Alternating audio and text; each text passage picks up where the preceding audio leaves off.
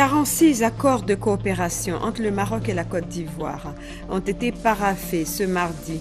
Le président Alassane Ouattara et le roi du Maroc ont eu un tête-à-tête au palais présidentiel. La première dame de Côte d'Ivoire, Dominique Ouattara, a procédé à l'inauguration du collège Jean Mermoz, devenu lycée. L'établissement entièrement saccagé en 2004 a été réhabilité par l'État de Côte d'Ivoire. Et puis le DISCOP a ouvert ses portes aujourd'hui. La cérémonie a été présidée par le Premier ministre devant des professionnels des programmes venus de 40 pays. Le tout-puissant président de la Fédération internationale de football, Sepp Blatter, a rendu sa démission 4 jours après sa réélection à la tête de la Fédération mondiale de football suite à un scandale de corruption au sein de l'institution. Mesdames et messieurs, bonsoir. Bienvenue dans votre journal. Je vous l'annonçais dans les titres. Le roi Mohamed VI effectue sa 3e visite officielle en Côte d'Ivoire depuis samedi. Ce mardi, en fin de matinée, le souverain chérifien a eu un tête-à-tête avec le président Alassane Ouattara au palais présidentiel. Tête-à-tête suivi d'une rencontre élargie et de la signature symbolique de 6 accords de coopération sur un total de 46. Jérôme Kofi Abolin, compte rendu. La salle des pas perdus du palais de la présidence de la République, lieu par excellence choisi pour la signature des points d'accord entre les parties ivoiriennes et marocaines. Cette cérémonie s'inscrivant dans le cadre de la visite de travail et d'amitié en Côte d'Ivoire du roi du Maroc s'est déroulée en présence du président de la République de Côte d'Ivoire, Alassane Ouattara, et du souverain chérifien, Sa Majesté Mohamed VI. ont fait l'objet de signatures. D'abord 3 conventions. La convention de cession de parts de l'État dans la société ivoirienne de banque Attiyari Wafa Bank, la convention relative à la réalisation d'un point de débarquement aménagé de pêche artisanale dans la ville de Grand Laou et la convention sur l'autorisation des missions en modulation de fréquence à Radio Méditerranée Internationale en République de Côte d'Ivoire entre la Haute Autorité de Communication Audiovisuelle, ACA, et Radio Méditerranée Internationale, MEDI 1. Ensuite, 3 protocoles d'accord. Le protocole d'accord entre Casablanca Finance City Authority et le Centre de promotion des investissements en Côte d'Ivoire. Le protocole d'accord entre l'Agence nationale d'appui au développement rural de Côte d'Ivoire, ANADER, et l'Office chérifien de phosphate, OCP. Et enfin, le protocole d'accord entre le Conseil de café-cacao de Côte d'Ivoire et l'Office chérifien de phosphate. Soit au total 6 accords sur 46 signés à la salle des pas perdus du palais de la présidence. La signature des 40 autres restants étant prévue au ministère d'État, ministère des Affaires étrangères. Il y a eu ensuite la présentation des groupes d'impulsion économique au nombre de 11. Mais avant tout cela, le tête-à-tête entre le président Alassane Ouattara et le roi Mohamed VI, tête-à-tête au cours duquel le chef de l'État ivoirien et son hôte ont fait montre de leur volonté de renforcer davantage la coopération entre la Côte d'Ivoire et le Maroc. Voilà, et juste après sa rencontre avec le président de la République et les signatures d'accords de coopération entre le Maroc et la Côte d'Ivoire, le roi Mohamed VI s'est rendu au CHU de Yopougon où il a offert 2 tonnes de médicaments pour le traitement du VIH-Sida. Puis le souverain chérifien a procédé au lancement des travaux du centre de formation au métier de l'hôtellerie et du village de pêche de Grand Laou, un projet financé par la Fondation Mohamed VI pour le développement durable. Le compte-rendu est signé Hamza Diaby. Voici le tout nouveau point de débarquement aménagé à Grand Laou, le village de pêcheurs tant souhaité par les autorités ivoiriennes. Dans 18 mois, ce projet sera une réalité. Il y aura une production de glace, il y a des frigos, il y a un marché de gros, première vente, il y a un marché également de détail, il y a des services de cafétéria et de restaurants pour que les gens puissent manger à l'intérieur.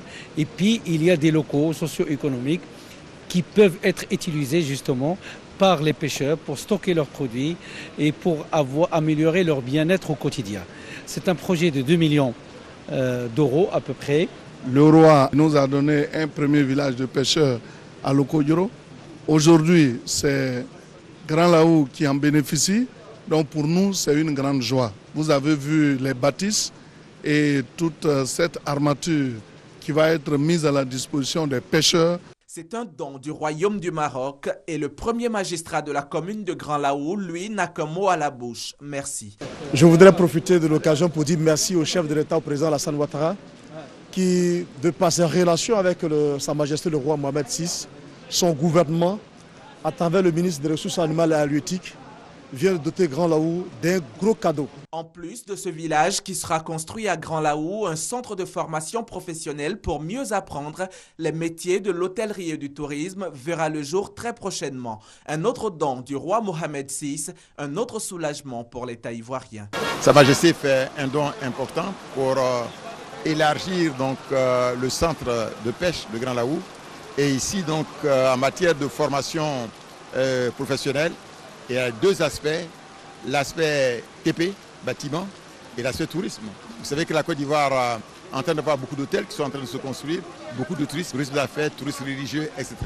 Donc on a besoin de former davantage de personnel de qualité pour que le niveau d'entretien des hôtels et de prestation des services soit de haute qualité. Avant de se rendre sur le site du centre de perfectionnement aux techniques industrielles, le roi était au CHU, le centre hospitalier universitaire de Yopougon. Là encore, il a fait parler son cœur. C'est quand même 2 tonnes de médicaments, comprenant des antifongiques, comprenant des antibactériens et comprenant également tous les médicaments nécessaires à la prise en charge des patients atteints du VIH-Sida. Des actions qui témoignent de l'amitié entre le Maroc et la Côte d'Ivoire. Voilà, le roi du Maroc sera demain mercredi à la baie de Cocody. Le projet d'embellissement de ce site a été confié à une entreprise marocaine. Et puis sachez que le président de la République a eu des échanges ce mardi avec la représentante spéciale du secrétaire général de l'ONU en Côte d'Ivoire. Cette rencontre entre dans le cadre des rencontres périodiques entre le président Alassane Ouattara et Mme Mine Daoudou. Et nul doute que les deux personnalités ont évoqué la question de la révision des listes électorales, opération qui vient de démarrer. Retenez que 2000 centres sont ouverts dans tout le pays. Les épreuves orales d'anglais, session 2015, ont démarré ce mardi sur toute l'étendue du territoire national. Plus de 290 000 candidats sont concernés par ces épreuves. Notre reporter Grace Kando a visité quelques centres d'examen dans le district d'Abidjan. Selon notre reporter, donc, candidats et examinateurs estiment que tout se passe bien, malgré les fortes pluies qui se sont abattues sur le district d'Abidjan. Suivez plutôt. Échange en anglais entre candidats et interrogateurs. Les épreuves orales d'anglais du brevet d'études du premier cycle ont démarré ce mardi. Ici, au lycée moderne de Trècheville, tout se passe bien selon les acteurs. Je vais dire, ça s'est passé très bien avec la grâce de Dieu. Le professeur m'a donné le courage à répondre aux questions. On leur pose des questions pour savoir s'ils peuvent s'exprimer en anglais. Et c'est moyen. Je pense qu'avec le temps, ça va s'améliorer. Je les mets à l'aise quand ils viennent. Bon, mais je pose des petites questions pour les rassurer avant de commencer même les textes. Même ambiance au collège moderne du plateau. À l'appel de leur nom, les candidats font leur entrée dans les salles. Le sujet parlait d'un homme qui vivait au bord d'une rivière. Il vivait avec sa famille et ses enfants. Il a trouvé le sujet abordable. Je suis sûr d'avoir une bonne note. Dans les centres d'examen visités ce matin, les épreuves orales n'ont pas démarré à l'heure prévue à cause des fortes pluies qui se sont abattues sur le district d'Abidjan. Les interrogateurs sont arrivés un peu tard. Nous-mêmes, au niveau du secrétariat, la mise en place n'a pas été aussi totale dès 7h30, juste à cause des pluies. On devait avoir 4 interrogateurs. Nous en avons juste 2. Le 3e est en route. Les élèves sont là depuis 6h30. Sont concernés par ces épreuves orales du brevet d'études du premier cycle plus de 290 000 candidats répartis dans 533 centres. Les épreuves écrites démarrent le mardi 9 juin prochain. La première dame de Côte d'Ivoire, Madame Dominique Ouattara, a inauguré dans la matinée de ce mardi le lycée international Jean Mermoz, réhabilité par l'État de Côte d'Ivoire après le saccage que cet établissement a subi en 2004 qu'il a obligé à fermer ses portes. Le collège Jean Mermoz est rouvert depuis septembre 2014 et il s'appelle désormais lycée Jean Mermoz. Viviane Haïma. Sa mise à sac en novembre 2004 ne l'a pas empêché de renaître plus grand, plus beau. Le Collège international Jean Mermoz, désormais lycée international Jean Mermoz, a réouvert ses portes. Prestigieux établissement scolaire au sein du réseau de l'enseignement français à l'étranger, le lycée international Jean Mermoz avait été durement frappé pendant la crise de novembre 2004, l'obligeant à fermer ses portes pendant une dizaine d'années. Mais il était important pour faciliter le retour des institutions internationales en Côte d'Ivoire que cet établissement d'enseignement crédité d'une solide renommée internationale rouvre ses portes. Sur décision du président de la République Alassane Ouattara, l'État a financé à hauteur de 9 milliards la réhabilitation et l'équipement de Jean Mermoz. En venant inaugurer dans la matinée de ce mardi les nouvelles installations de ce lycée, la première dame de Côte d'Ivoire, Dominique Ouattara, a été accueillie par le personnel administratif et les élèves. Pour la présente année scolaire, ils sont au nombre de 800. À la rentrée prochaine, l'école s'apprête à recevoir 1400 élèves. Pour le volet festif, grands et petits, en chœur, les élèves ont chanté la mermozienne, l'hymne de l'école, puis la marseillaise et l'abidjanaise. Ils ont aussi exécuté une chorégraphie. Un hommage a été rendu à un pionnier de cette école, Pierre Padovani, décédé, qui fut pendant 30 ans le directeur général du collège Jean Mermoz. La direction de l'établissement est désormais confiée à la mission laïque, dirigée en Côte d'Ivoire par Jean-Christophe Debert. La mission laïque est une association née il y a plus d'un siècle en France et qui a acquis ses lettres de noblesse dans le secteur de l'éducation. Elle est dirigée par Yves Aubin de la Messusière qui a effectué le déplacement à Abidjan. Le lycée Jean Mermoz, symbole de l'amitié et de la fraternité franco-ivoirienne, le premier conseiller de l'ambassade de France a adressé les remerciements du gouvernement français à la première dame et au président de la République, Alassane Ouattara. Au nom de la communauté éducative, la ministre de l'Éducation nationale et de l'enseignement technique a remercié à son tour la première dame et le président de la République pour la réhabilitation de cet établissement d'excellence. Excellence, Madame la Première Dame, au moment où nous célébrons la joie du renouveau et des retrouvailles, il me paraît important de renouveler ma confiance et ma foi dans le partenariat qui lie mon département ministériel au prestigieux lycée Mermoz. Je reste en effet convaincu que le label de qualité dont ce lycée est dépositaire constitue une opportunité à capitaliser et à pérenniser. La première dame, pour sa part, a souhaité bonne chance aux élèves dans leur nouvel établissement et elle a adressé ses félicitations à tout le personnel d'encadrement. C'est donc avec une immense joie que je procède ce jour à la réouverture officielle du lycée international Jean Mermoz. Chers enfants, vous voilà de retour dans votre établissement flambant neuf. Je vous souhaite d'y passer de belles années d'études et de contribuer d'obtenir d'excellents résultats. Enfin, chers enseignants, chers personnels d'encadrement, on ne peut parler d'école sans parler de ceux qui la font, c'est-à-dire vous, mes chers enseignants. Nous vous devons en grande partie la réussite de nos enfants et je voudrais ce jour vous adresser toutes mes félicitations. Pour cette visite à Jean Mermoz, la première dame a fait encore une fois des heureux. Elle a offert à la grande joie des élèves et de leurs encadreurs 500 livres de culture générale, 25 tablettes numériques, 3 millions de francs pour la fête de fin d'année des élèves et 15 oiseaux pans pour le décor de l'école. Les élèves à leur tour lui ont offert des tableaux exécutés de leurs mains. La direction de l'école a immortalisé en gravant dans le marbre la visite de la première dame de Côte d'Ivoire, Dominique Ouattara, au lycée Jean Mermoz. Et on reste au même chapitre. Le chargé de mission du président de la République, Lassina Ouattara, est aux côtés du collège Nassé Kobadara de Korogo à la faveur de la journée de l'excellence. Le parrain a profité pour appeler les élèves au travail à la veille des examens de fin d'année. Reportage Mamadou Kouassi. Plus de 80%. C'est le taux de réussite enregistré par le collège moderne de Nassé Kobadara de Korogo pour sa deuxième année d'activité.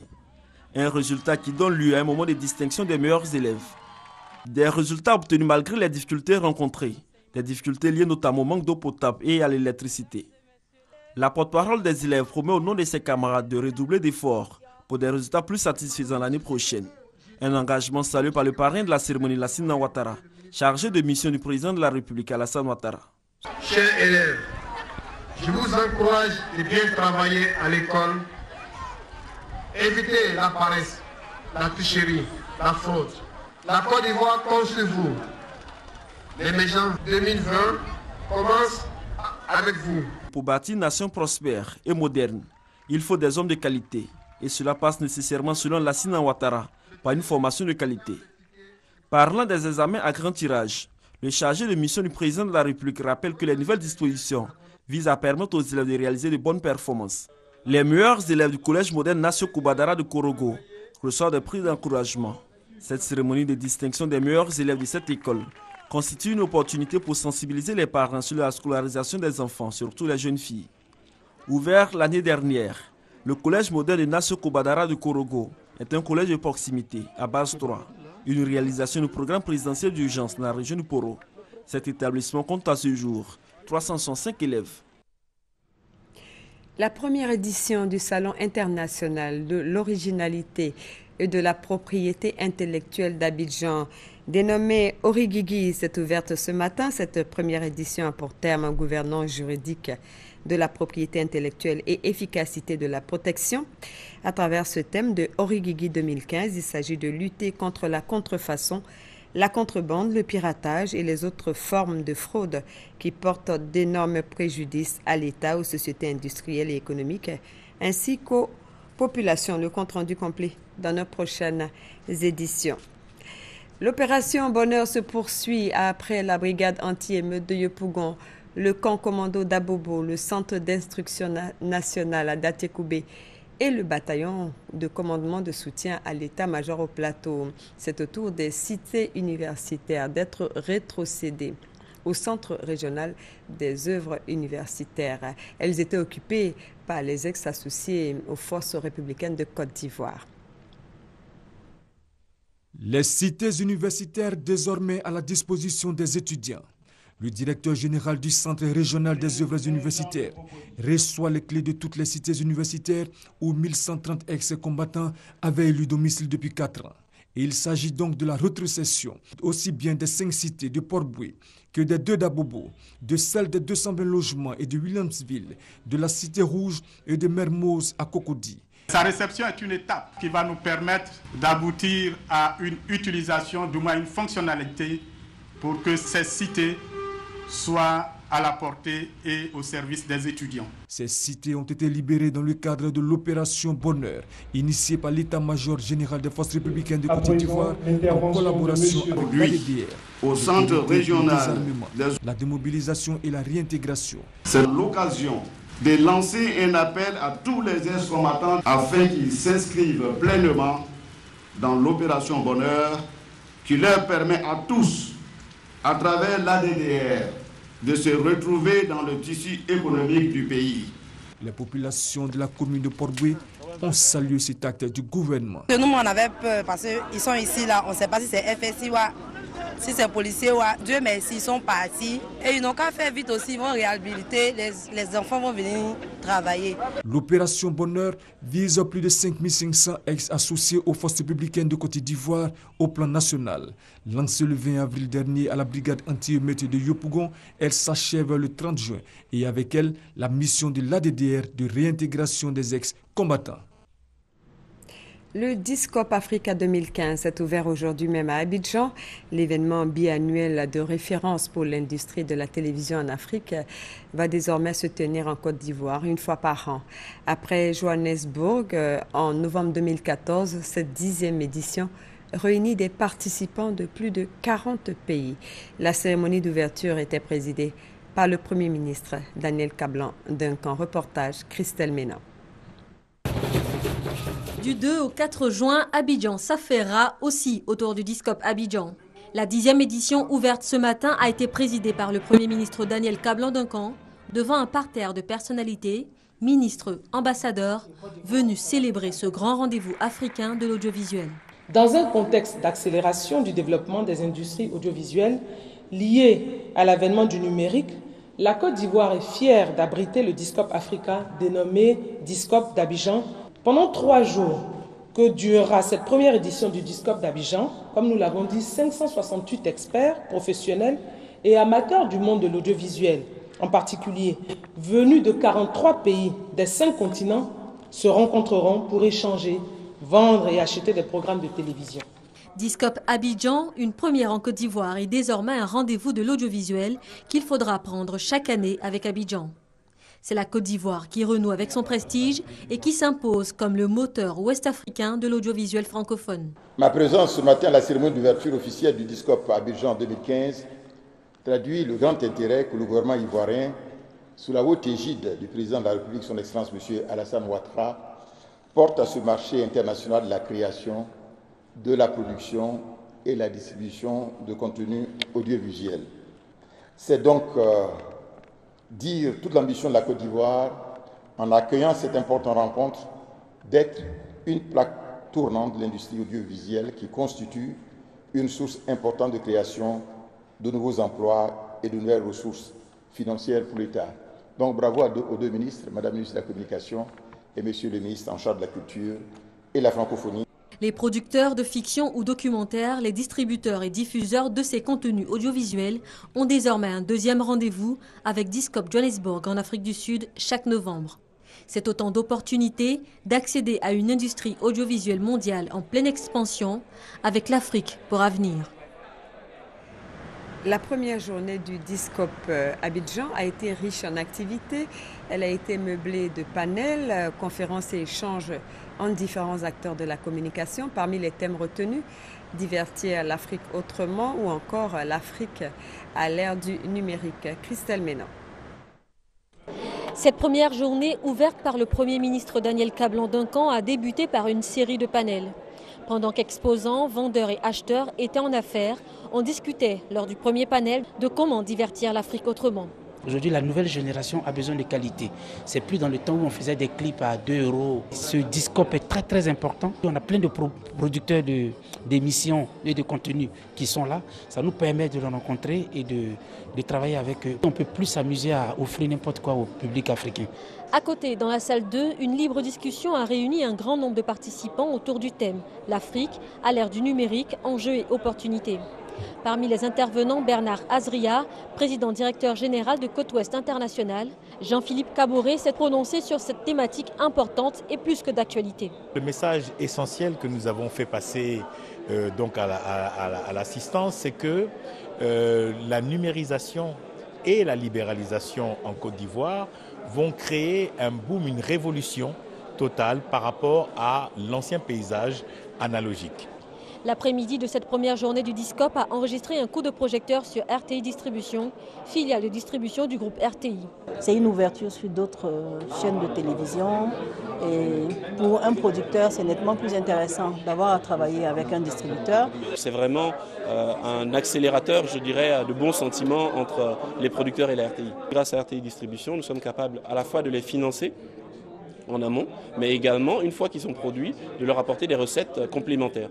8 autres activités ont suivi ce coup de projecteur sur RTI Distribution. Les thématiques sont variées, c'est aussi le cas des intervenants venus de tous horizons pour parler d'audiovisuel, de production ou de diffusion. Une première journée fructueuse qui augure de la richesse des 2 prochains jours du Discop Abidjan. Le marché africain de l'audiovisuel se poursuit jusqu'au 4 juin prochain.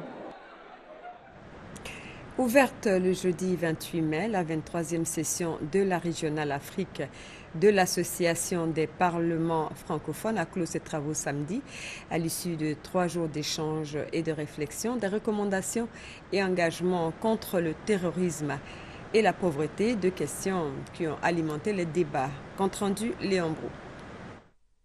Les parlementaires d'Afrique francophone unanimes, le continent est vulnérable aux activités terroristes face auxquelles manque l'implication et la synergie d'action des Africains. Pour corriger cette situation, la 23e session de la Régionale Afrique de l'Assemblée parlementaire de la francophonie interpelle les États avec à la clé des pistes de solutions. Renforcement des capacités militaires et sécuritaires, lutte contre les facteurs de propagation du terrorisme, notamment le chômage des jeunes, la prévention des conflits, la promotion du dialogue interreligieux. La dynamique n'exclut pas les parlementaires. Les parlementaires que nous sommes pouvons et devons jouer un grand rôle de sensibilisation sur l'urgence qu'il y a à mutualiser les stratégies de lutte face à ce phénomène aux tentacules multiples. Sur le dilemme croissance économique-pauvreté, la rencontre de Yamoussoukro note la nécessité de consolider et de pérenniser cette croissance, tout comme les réformes pour en organiser la répartition. Dans ce schéma encore, les parlementaires sont unanimes sur la pacification du jeu politique et le consensus sur les institutions. Mais pour eux, ce consensus n'exclut pas la séparation des pouvoirs. L'idée de consensus n'exclut pas la discussion, voire la critique des politiques macroéconomiques menées par les pouvoirs exécutifs lorsque les décisions prises menacent l'équilibre social et les conditions de vie des populations dont nous sommes les représentants. Le consensus sur les institutions suppose l'inscription par l'exécutif de ces décisions dans les cadres légaux qui servent de fondement à l'état de droit. En finissant les travaux de sa 23e session et dans l'attente de sa prochaine rencontre à Bamako au Mali en 2016, la Régionale Afrique de l'Assemblée parlementaire de la francophonie a fait connaissance avec le Parlement national des jeunes mis en place au cours de ses assises de Yamoussoukro. Dans le pays profond, un nouveau chef pour 31 villages du département de Mans, c'est dans l'ouest de la Côte d'Ivoire. Le ministre d'État, Albert Maboué-Touakeus, a saisi l'occasion de cette investiture pour appeler les filles et les fils de la localité à s'unir pour le développement de leur canton. Les détails avec Abou Sanogo. Diomandé Besrandé Moïse est désormais le chef du canton Soin dans le département de Mans. Ainsi en ont décidé les chefs des 31 villages du canton. À Krikouma, chef-lieu du canton, le nouveau chef a été investi par ses mandats au cours d'une cérémonie solennelle présidée par Albert Maboué-Touakeus, ministre d'État, ministre du Plan et du Développement, et en présence de Bamba Cheikh Daniel, représentant le ministre d'État, ministre de l'Intérieur et de la Sécurité, Ahmed Bakayoko, parrain de la cérémonie. Saisissant l'occasion de cette cérémonie d'investiture, Gilbert Bleulené, doyen des cadres du canton Soin, a invité les fils et les filles du Tonkoui à se mettre ensemble pour le développement de la région. Abondant dans le même sens, Albert Maboué-Touakeus a lancé un appel à l'union à l'endroit des cadres de la région. Le ministre d'État leur a également demandé de faire fi des clivages politiques et d'œuvrer au développement de la région. S'adressant aux têtes couronnées, le ministre d'État Albert Maboué-Touakeus leur a demandé d'être les défenseurs de l'image de la culture du peuple Dan et de créer l'entente et la cohésion au sein des populations. On reste à l'intérieur du pays où 13 projets sociaux seront bientôt réalisés par le Conseil régional du Kabadougou. Afin d'instaurer une transparence dans le choix des entreprises chargées de l'exécution de ces projets, il a été procédé au dépouillement des offres. Et c'était en présence des autorités de la région. Commentaire Thérèse Dubuis. Cette séance d'ouverture des plis a été initiée par le Conseil régional du Kabadougou et la direction des marchés publics. Elle a pour objectif d'analyser et de choisir les meilleures offres de services en termes de coûts et de performance. Le Conseil régional du Kabadougou a cette particularité-là. Chaque fois qu'il lance les appels d'offres, les informations sont relayées au niveau de la radio locale. Et la conséquence de cela, c'est cette ampleur-là, cet engouement, le volume important des dossiers que nous dépouillons. Et vraiment, cela est en l'honneur du président du Conseil régional du Kabadougou, qui a toujours respecté la réglementation au niveau des marchés publics. 13 entreprises seront retenues à l'issue du dépouillement des offres pour conduire les travaux dans la région du Kabadougou. Les projets concernent notamment la construction de marchés, de latrines dans les écoles, l'équipement de centres de santé, d'écoles, l'acquisition de 30 moulins pour des coopératives de femmes, ainsi que de l'ouverture de rues. Rappelons que le conseil régional du Kabadougou a déjà équipé la gendarmerie, la préfecture de police, la direction de l'éducation nationale, plusieurs établissements scolaires en matériel informatique, table-banc, mobilier et électrifié 3 villages. Une maman en or est un concept créé en 2006 par l'agence Première Ligne dirigée par la dynamique Patricia Kalou. Cette année, l'événement a célébré son 10e anniversaire et la cérémonie s'est déroulée au Palais des Sports de Trècheville en présence de sa marraine, Amitungara, députée de Trècheville, Chantal Eouma Akanda. C'est devenu désormais une tradition. Maman en or, devenue Maman Quignon. Un concept d'hommage aux mères démunies. Cet événement est à sa 10e édition. Ce sont 4 mamans de milieux défavorisés et vivant dans des conditions difficiles qui ont compéti. Des mamans reconnues pour leur amour, leur courage et leur abnégation au travail, mais surtout pour le sacrifice qu'elles font au quotidien pour l'éducation de leurs enfants. Des critères qui ont milité en faveur de Dame Sidonie de Bezo, de la ville de Daloa. Sacrée, lauréate Maman Quignon 2015. Toute heureuse, elle avait pour seul mot « merci ». Pour la première responsable de l'événement, les femmes méritent chaque jour, surtout les femmes démunies, d'être honorées. Patricia Kalou, initiatrice de ce concept, bénéficie du soutien de sa marraine. L'intérêt que nous portons à un tel événement depuis 10 ans est légitime. Car dans un environnement social meublé par la pauvreté extrême dans la plupart des familles, l'on est sans ignorer que la mère tient un rôle de pilier. Fait marquant de la 10e édition de Maman Quignon, la remise de l'eau aux lauréates des éditions précédentes. Voilà, dernier titre de ce journal. La tempête a fini par avoir raison de l'insubmersible Joseph Blatter. Le président de la FIFA a annoncé ce mardi qu'il renonçait à la présidence de l'instance secouée par une série de scandales de corruption.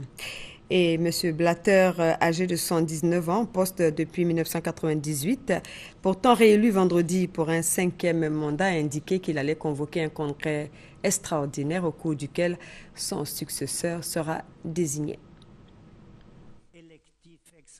Coup de tonnerre à la tête de la FIFA, la Fédération internationale de football association. 4 jours à peine après sa réélection à la tête de l'institution pour un 5e mandat, Sepp Blatter a décidé de démissionner. Le Suisse a finalement été emporté par les nombreuses affaires de corruption au sein de la FIFA qu'il dirige depuis 16 ans. Avant le congrès, l'on avait évoqué des soupçons de corruption pour l'attribution des Coupes du Monde 2010 à l'Afrique du Sud, 2018 à la Russie et 2022 au Qatar. La dernière affaire en date, la goutte d'eau qui fait certainement déborder le vase, les soupçons de transfert de 10 millions de dollars effectués par Jérôme Valque, le secrétaire général de la FIFA, qui n'est autre que le bras droit de Blatter. Cette somme envoyée à Jack Warner était destinée à s'assurer que l'Afrique du Sud organiserait la Coupe du Monde 2010. Le Suisse n'a pas pu tenir, il a décidé de ne pas aller au terme de ce nouveau mandat. Bien que les membres de la FIFA m'aient conféré ce nouveau mandat, ce mandat n'a pas le soutien de l'intégralité du monde du football, et j'entends par là des supporters, des joueurs, des clubs. Sepp Blatter avait été réélu avec 133 voix contre 73 pour son challenger, le prince Ali bin Hussein, soit 73% des votes.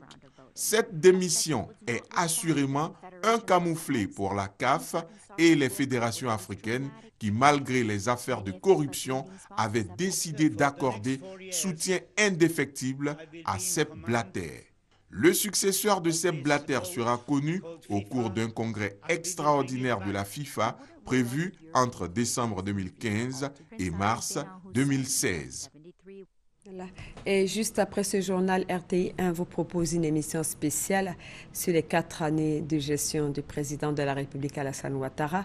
Émission bilan 4 ans après l'investiture du chef de l'État le 21 mai 2011 à la Fondation Félix Houphouët-Boigny de Yamoussoukro. Émission en direct présentée par David Mobio. Rendez-vous donc juste après ce journal. Bonne suite de programme sur RTI 1 et à demain 20h.